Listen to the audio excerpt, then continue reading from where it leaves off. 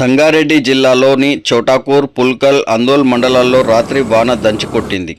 సంగారెడ్డి జిల్లా అందోల్ నియోజకవర్గంలోని పలు మండలాల్లో రాత్రి భారీ వర్షం కురిసింది. పలు ప్రాంతాలు జలమయమయ్యాయి. అత్యధికంగా సంగారెడ్డి జిల్లాలోని చోటాకూర్లో 10 సెంటీమీటర్ల వర్షపాతం నమోదైంది. దీంతో మండలంలోని పలు ప్రాంతాల్లోని పంట పొలాలకు వర్షపు నీరు వచ్చి చేరింది. చెరువులు, కుంటల్లోకి స్వల్పంగా నీరు చేరింది. గత 2-3 రోజులుగా పగటి ఉష్ణోగ్రతలు పెరిగాయి. గురువారం ఉదయం నుంచి ఉక్కపోతతో ప్రజలు ఉక్కిరిబిక్కిరి అయ్యారు. సాయంత్రం ఒక్కసారిగా వాతావరణం మారిపోయి సంగారెడ్డి జిల్లాలో మోస్తరు నుంచి భారీ వర్షం పడింది.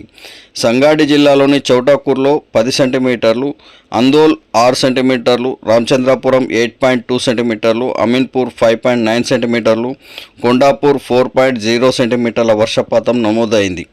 రానున్న 2 రోజులు భారీ వర్షాలు కురిసే అవకాశం ఉందని వాతావరణ శాఖ వెల్లడించింది. గంటకు 30 నుంచి 40 కిలోమీటర్ల వేగంతో ఈదురుగాలులు, ఉరుములు, మెరుపులతో కూడిన వాన కురుస్తాయని పేర్కొంది. ఈ మేరకు ఉమ్మడి జిల్లాకు ఎల్లో అలర్ట్ను జారీ చేసింది. అత్యవసరమైతే తప్ప బయటకు, పొలాలకు వెళ్ళవద్దని సూచించింది. ప్రస్తుతం ఋతుపవనాలు చాలా చురుగ్గా కదులుతున్నాయని తెలిపింది. నైరుతి గాలుల ద్రోణి ప్రభావంతో మరో 2 రోజుల పాటు భారీ వర్షాలు కురుస్తాయని ప్రజలు అప్రమత్తంగా ఉండాలని సూచించింది.